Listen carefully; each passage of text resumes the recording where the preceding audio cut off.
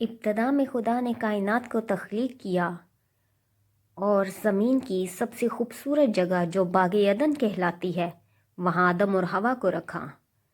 وہ باغ کا ہر پھل کھا سکتے تھے، لیکن ایک درخت جو باغ کے بیچوں بیچ تھا، بھلے اور برے کی پہچان کا درخت، خدا نے اس پھل کو کھانے سے منع کیا۔ ان کی زندگی میں کوئی محنت مشقت نہ تھی اور وہ دونوں شام کو خدا سے ملاقات کیا کرتے، لیکن ایک دن شیطان نے حوا کو بہکایا خدا کی نافرمانی کی جائے اور وہ پھل جو خدا نے کھانے کو منع کیا ہے اسے کھا لے۔ کیا یہ شیطان کی حوا کے ساتھ پہلی ملاقات تھی؟ نہیں، بلکہ شیطان اکثر حوا سے باتیں کیا کرتا تھا اور حوا ان باتوں کو آدم سے چھپایا کرتی تھی۔